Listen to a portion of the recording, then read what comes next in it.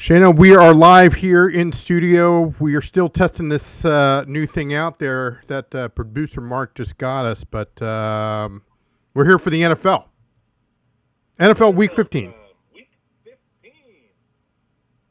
The season's flying by, isn't it? I know. It seems like yesterday the season started, and now it's at Week 15. I mean, it's almost over. It's kind of sad. Yeah, it is very sad.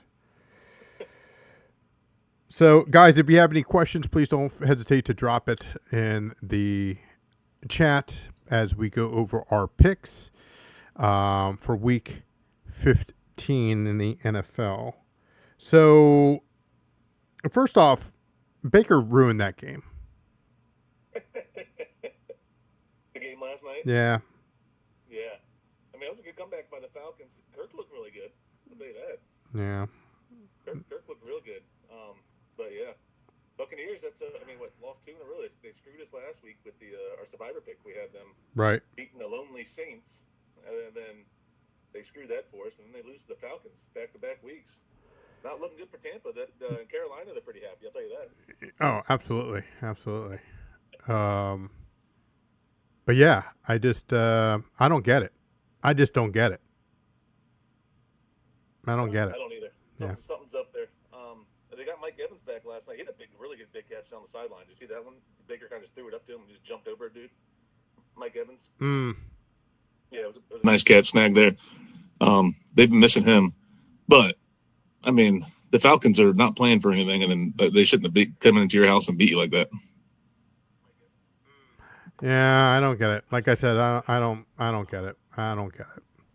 But let's jump into our picks. I mean, the thing is, because I thought about, like, hey, maybe I should put some money on Carolina, as a future, and then Tampa, and Mike Evans went off last night.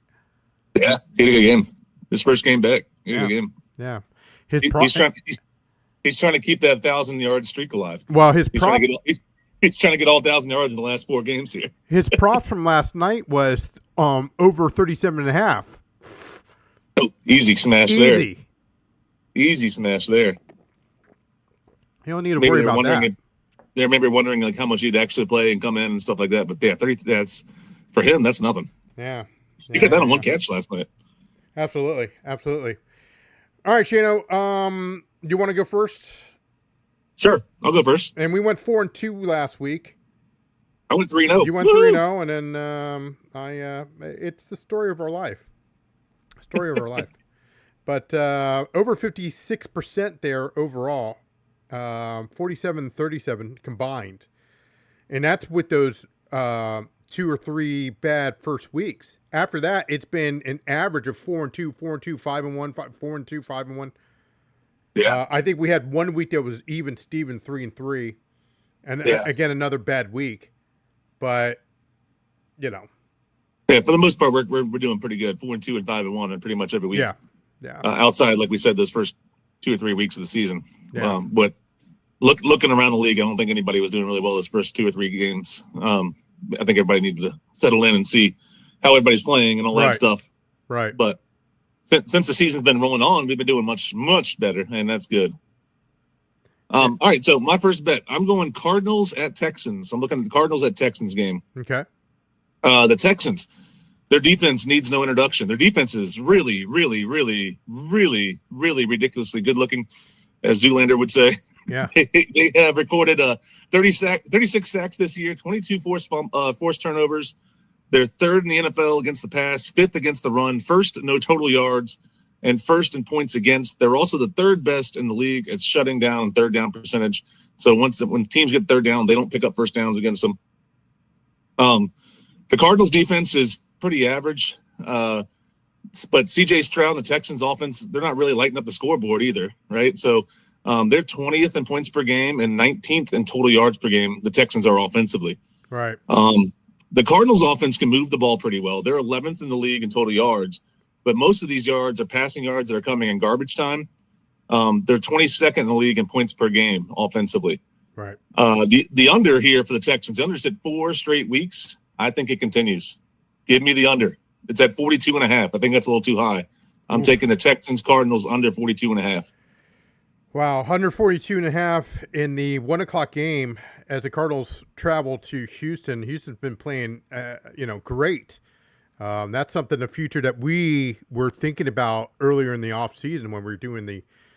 I don't think we took any action on it. We did take some action on, of course, the New England Patriots winning the division. You laughed at me at the time. I had money on them making the playoffs. I was like, I don't know if they're going to win the division. I don't know. You say, what? You told me, like, book it now. They're going. They're winning it. And they're winning it. Hey. They're winning. That's a big game this week. They're here, the Pats Bills. Big game. And before I get to my two picks, or, we'll snake it as usual. But before we get it, Buffalo's in trouble. Hear me out, okay? Buffalo loses. I'm saying if, okay? We don't know.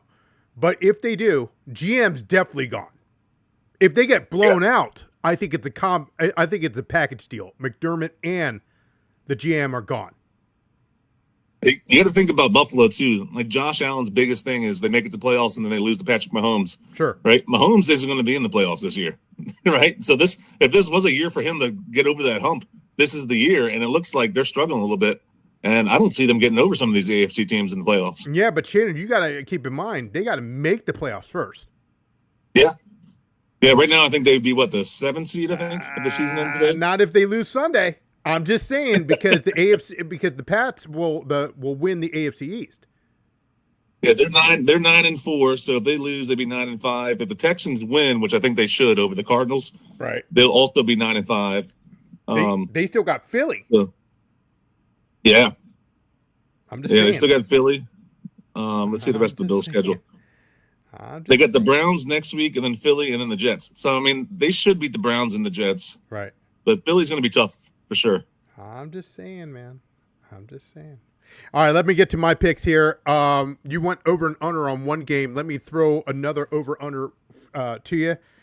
I'm going to go with the Seattle and the Indianapolis Colts game here. I'm going to go under 43.5. It's where I got it in there at minus 110. Here's the thing. They already called Grandpa Rivers. And Seattle, Seattle, of course, is a team that is playing well, and their defense is amazing. So I don't even think, to be honest with you, I don't even think Grandpa Rivers makes it. I mean, I'm not hoping, but I mean, granted, he's a high school football coach, right? And so he's been throwing pretty much every single day. Oh, yeah. Okay. As a coach, you throw all the time. So even if they don't start Rivers, which I seriously doubt, I think they are going to start Rivers. I don't think we got the official word in yet, but Leonard is terrible. We saw that in preseason, and we're like, what? Who the heck is this guy? This guy is terrible. So give me Seattle and the Colts under 43.5. I'm going 2 units on this one there, Shano. This is a 2-unit play. Yeah, 2-unit play. Where's the alarm? We need a sounder. I know, we do. I know. My next one would be, and I sent you this via text. I'm going to go with the Carolina Panthers minus 2.5. Carolina needs. I mean, the door's open now. We just talked about the Tampa Bay Buccaneers. The door's open. And while we were recording the Survivor, I believe it was at plus 450 to win the division. I should have took some pizza money on it, put some pizza money on it. That's the same thing with Dallas. Dallas has a more difficult road in the sense that Philly really needs to, stink bomb alert. But which you never know. Because they still, Dallas needs a lot of help with Philly. I think they need Philly to lose twice, I think. Right. So I think they'll lose to win out. Right. I think they'll lose to the Skins once, but then they still have Buffalo, which, again, playoff, you never know. I don't know, man. I don't know. I mean, Philly's just been garbage lately. So. Yeah, their defense is still decent, but their offense cannot move the ball at all. But if you can't beat the Jalen Hurts was turning the ball over like crazy last week. I don't know what was happening there. Right, but the Eagles have not looked the same. But if you can't beat the Raiders, I don't know what to tell you, man. True. And Philly doesn't put up with that. The guy just literally won the Super Bowl, right? And now they're calling for his head. I'm just saying, dude. They take no prisoners over there. Literally. Nope. Literally. No, none at all. No. Yeah, like Sirianni's, they say Sirianni's seat's a little warm there, and then Yeah. a lot of people calling for Hurts to get benched. I was like, I mean, who else are you going to play? I don't even know who Philly's backup is. Yeah. They can call Nick Foles back out. Could be, man. Could be. What's your second pick there? What's your second and third pick? Second pick, I'm going Titans at Niners. So the Tennessee Titans are traveling to San Francisco. San Francisco's coming off a bye week here. The 49ers offense is healthy. Finally, they have pretty much all their pieces. And like I said, they're coming off of bye weeks. Shanahan is known for lighting up the scoreboard after a bye week. The 49ers before the bye week have scored at least 26 points in 4 of the last 5 games. And I think after this bye week, they're going to run up the score against the Titans. The Titans defense is 27th in total yards and 29th in points per game allowed. So they give up a lot of points. On the other hand, the Titans, they're not known for scoring a ton, but the 49ers defense, their offense is healthy, but their defense is still struggling with a bunch of injuries. They've allowed the 6th most passing yards. They have the fewest sacks in the NFL. And they're going to have to deal with Tony Pollard for the Titans, who rushed 161 yards last week against a pretty good Cleveland defense. Yeah. He rushed for 161 yards and 2 touchdowns against Cleveland. And Cleveland's got a good D. Yeah. So I'm taking the over-under here. I'm taking over. I got that 44 points. I'm taking over 44. I think the Niners will score the majority of the points here, but I think the Titans do enough to get that total over the 44 points. Some side notes here. The Titans, 6 of their last 7 games, the over is hit. 49ers, 4 of their last 5 games, the over is hit. So the over is hitting for both of these teams. And like I said, the 49ers offense is healthy. I think they're going to come out and run that scoreboard up against the Titans. And the Titans can put at least 2. But I can see them scoring like 14 or 17 points, and I'll push them up over the total there. Right. Right. I mean, you're going these are 2 games now, Chano. You're going over under here. Yeah. Wow. 2 of them over under. Wow. My last one is not over under. Okay.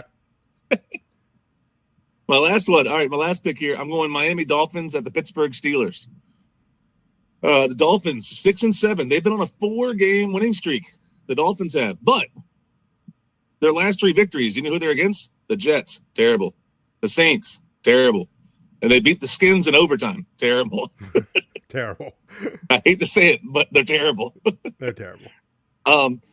The Dolphins beat the Jets in the Meadowlands, and that was Tua's first win when the temperature was below 46 degrees. It was a chilly 45 degrees during that game. But guess what the temperature is going to be in Pittsburgh on Monday night? 1.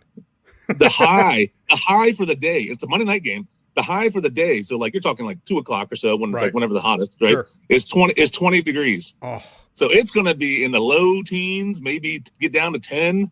It's going to be freezing cold, and the Dolphins do not do well in the freezing cold. That's a fact. Tua is 0-7 in his career playing when the temperature is 32 degrees or below.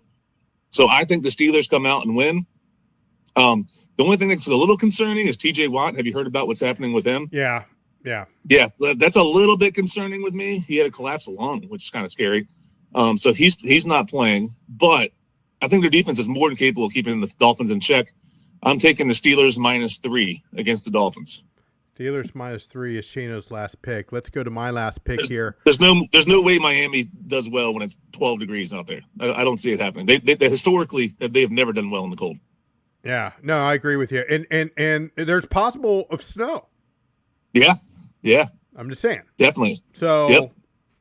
And with that lake right there, that lake effect snow, you never know what snow comes. Yeah, in. you never know. It's like so unpredictable up there. You can wake up and there'd be a foot of snow on the ground. Well, remember we talked about people talking about hot seats. We talked about where people calling for Tomlin. Yes. But he won. He had a big game. He won. He beat Baltimore last week, or they beat Baltimore last week. So he's a little off the hot seat there. My last one here, I was debating which one I should go. I was leaning Green Bay -2. They travel to, of course, Denver, but that is a lean. But my third official pick will be, you can't listen.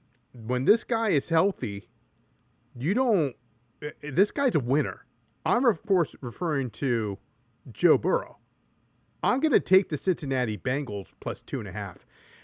I might sprinkle a little money line on that, but The only one concern that I have is, of course, the interview that he had recently. You know, it's not fun, blah, blah, but I think that's a shot to the organization because, you know, he's kind of wasting his, not only his talent, but he's wasting his time in a sense of, you know, I only have X amount of years to do this. Okay. And the team isn't getting any better. And their my only concern is their defense of Cincinnati can't stop anybody. But this guy, he's a winner.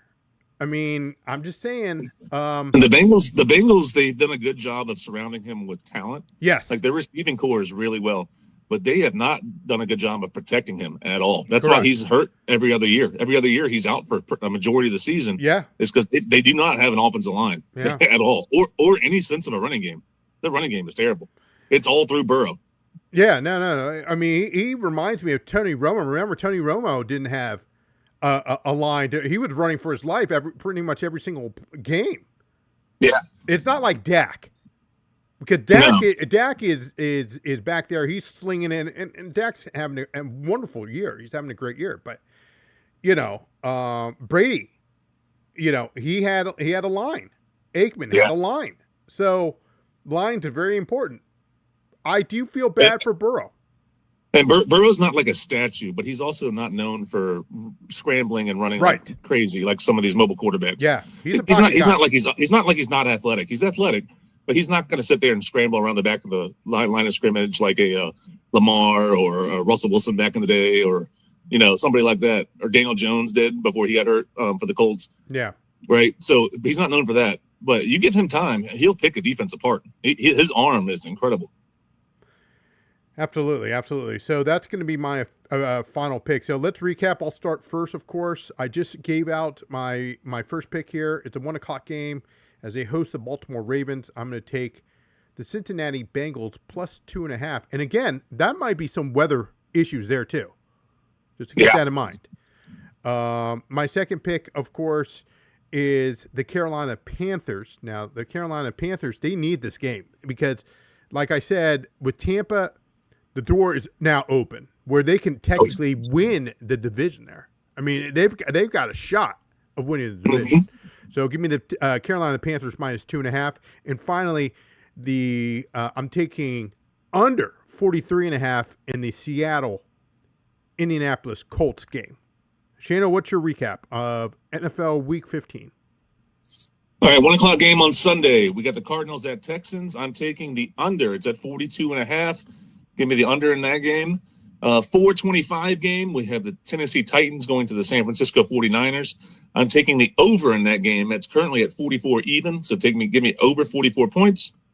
And then Monday Night Football. You have the Miami Dolphins going to Pittsburgh Steelers, where it's going to be freezing cold. It's going to be in the teens temperature. Dolphins don't play well in the cold. Give me the Steelers minus 3. Very nice.